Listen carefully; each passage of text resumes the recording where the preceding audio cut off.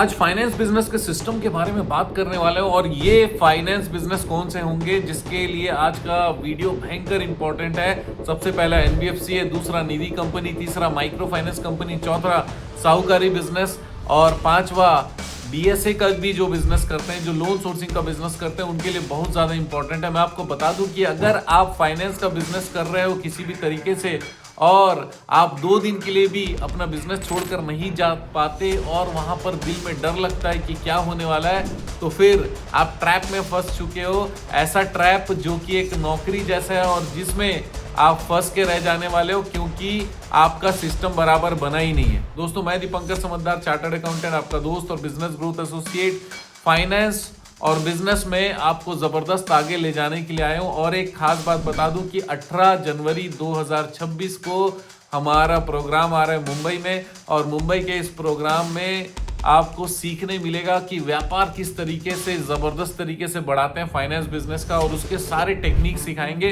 साथ ही साथ आपको प्रेजेंट कनेक्शन से जबरदस्त इनकम करने के लिए एडिशनल सोर्स ऑफ इनकम भी प्रोवाइड करेंगे। तो जानना चाहोगे यस और नो? अगर हाँ तो अभी स्पेशल ऑफर्स हैं, दिसंबर के अंदर में तुरंत बात करिए हमारे टीम के साथ में और स्पेशल ऑफर पाइए और आइए जरूर। तो दोस्तों, वापस आते हैं कि सिस्टम नहीं है, इसी कारण हम लोग बिजनेस कहीं पर छोड़कर भी नहीं जा सकते। बिजनेस बढ़ाने में भी डर लगता है। जिस ऑफिस में, जिस शहर में हम बैठते हैं वहीं पर काम करना सोचते हैं, लेकिन उसके बाहर अगर गया तो फिर साला खोजते हैं, कोई साड़ू खोजता है, कोई भाई खोजता है, कोई और खोजता है, रिलेटिव खोजता है, क्योंकि उसको लगता है कि कोई मेरा रिलेटिव ही, मेरा दोस्त ही मेरे बिजनेस को चला सकता है, क्योंकि उसको विश्वास पात्र लोग चाहिए। उसको सिस्टम को ऐसा नहीं बनाया उसने कि जिसपे कहीं पर विश्वास की खास जरूरत ना पड़े, ट्रेनिंग हो, एसओपी हो तो मजा आ जाए, धंधा चल पड़े।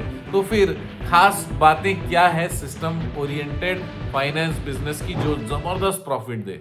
तो सबसे पहले बताता हूं कि सिस्टम ओरिएंटेड का मतलब क्या होता है। सबसे पहला फिक्स्ड प्रोसेस होना चाहिए। दूसरा रिटन एसओपी मतलब स्टैंडर्ड ऑपरेटिंग प्रोसीजर, ताकि एक व्यक्ति चला जाए तो दूसरा भी उस मैनुअल को देखकर अपना काम कर ले। तीसरा अथॉरिटी डिफाइंड रहना चाहिए कि किस व्यक्ति के पास में कितनी अथॉरिटी है और क्या काम के लिए उसका राइट्स है। और चौथा डेली एमआईएस मतलब मैनेजमेंट इंफॉर्मेशन सिस्टम होना चाहिए, ताकि रोज का रोज इंपॉर्टेंट इंफॉर्मेशन आपके पास में आता रहे, जिसके बेसिस पे कोई निर्णय लेना हो तो लिया जा सके। तो अब इंपॉर्टेंट चीज क्या हो गया कि अगर सिस्टम काम करेगा तो ओनर का क्या रोल होने वाला है? पहला रोल है रिव्यू करना, जो भी काम हो रहा है उसको रिव्यू करना कि सही हो रहा है नहीं हो रहा है, उसके बारे में देखना, चेक करना। दूसरा डिसीजन लेना, जहां पर उनको लगता है कि कोई हमको निर्णय लेने की जरूरत है तो निर्णय लेने में भी उनका मेन योगदान होगा। और तीसरा है डायरेक्शन देना, कैसे काम करना है इस चीज को बताना, समझाना, न कि डेली फायर फाइटिंग करना। डेली फायर फाइटिंग का मतलब होता है रोज इधर जाओ उधर जाओ, ये जो रूटीन मैनेजमेंट है वो नहीं होना चाहिए, लेकिन डायरेक्शन होना चाहिए किस दिशा में जाना है।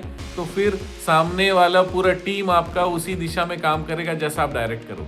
आपको एक खास बात बताता हूं कि अगर सिस्टम स्ट्रांग है तो फिर वो आपका स्ट्रेस कम कर देता है। प्रॉफिट जितना होता है उसमें जितना स्ट्रेस कम होता है, सिस्टम अगर स्ट्रांग रहेगा तो उससे ज्यादा कम स्ट्रेस रहेगा। इसका मतलब आप मेंटली स्ट्रांग रहोगे। तो फिर आप समझते हैं कि फाइनेंस ओनर्स कहां पर गलत हो जाते हैं, क्या क्या मिस्टेक्स होती है। तो सबसे पहले बताता हूं कॉमन मिस्टेक्स। पहला चीज है कि ओनर क्या करता है, हर लोन को पर्सनली अप्रूव करेगा। जो भी आप लोग करो मेरे पास लाओ, मैं चेक करूंगा, मैं देखूंगा, उसके बाद ही जो मैं अप्रूव करूंगा तभी ये होगा। दूसरा चीज है कोई एसओपी स्टैंडर्ड ऑपरेटिंग प्रोसीजर नहीं रहता कि क्या काम करना है, कैसे काम करना है। केवल ओनर के दिमाग में सारा फॉर्मूला है, ब्लूप्रिंट है, वो सबको बोलता है कि यार आपको समझ में नहीं आता, आपको खुद ही समझ लेना था, ऐसा डायलॉग मार देता है। इसका मतलब कोई भी फिक्स्ड स्टैंडर्ड ऑपरेटिंग प्रोसीजर उसने बताया ही नहीं। तीसरा डेली एमआईएस रिव्यू नहीं करता, बहुत बड़ी गलती है। रोज का रोज इंपॉर्टेंट इंफॉर्मेशन का जो रिपोर्टिंग है आपको रिव्यू करना है, ताकि आप बिजनेस सही रास्ते पर चल रहा है कि नहीं, सही ट्रैक पर चल रहा है कि नहीं, कोई गलत चीजें, कोई गलत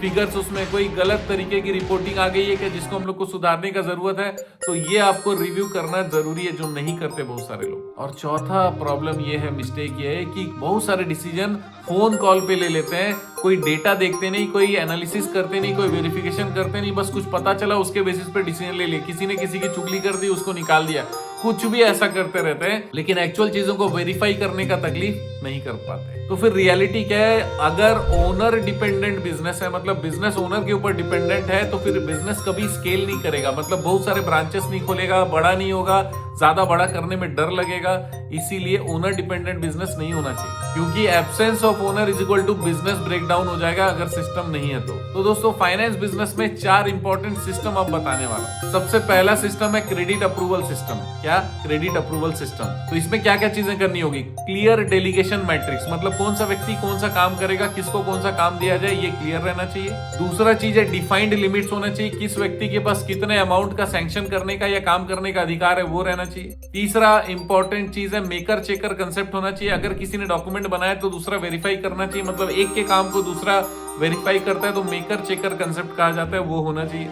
और चौथा चीज नो सिंगल पर्सन कंट्रोल, किसी एक व्यक्ति का कंट्रोल नहीं होना चाहिए। तो ये क्या हुआ? क्रेडिट अप्रूवल सिस्टम का हिस्सा हुआ पहला पॉइंट। दूसरा है collection monitoring system. Collection monitoring system में क्या क्या करना रहता है? सबसे पहले डेली ओपीडी रिपोर्ट, इसका मतलब डेली रिपोर्ट आपको लेना है। दूसरा बकेट वाइज फॉलोअप, इसका मतलब अलग अलग कैटेगरी के जो कस्टमर है उनका फॉलोअप अलग तरीके से करना है। तीसरा सुपरवाइजर रिव्यू एवरी इवनिंग, हर शाम को जो सुपरवाइजर है, कलेक्शन सुपरवाइजर है, उसको आप चेक करिए कि उसने सही तरीके से काम किया, सही तरीके से काम कराया, जो आया वो सारा इंफॉर्मेशन सही तरीके से आया कि नहीं आया। तो सुपरवाइजर के साथ में भी डेली आपको मीटिंग करना है या फिर उनके साथ में कनेक्टिविटी रखना है, उनको समझना है, उनको रिव्यू करना है। तीसरा है cash and expenses control system. इसमें क्या क्या चीजें करनी है? सबसे पहले डेली कैश रिकंसिलेशन, इसका मतलब जितना कैश कलेक्शन करने गए थे उतना ही पैसा आया कि नहीं आया, अगर उससे कम आया तो फिर उसकी एंट्री तो नहीं हो गई, रसीद उतनी गई तो दिया गया ना जितने का कैश आया।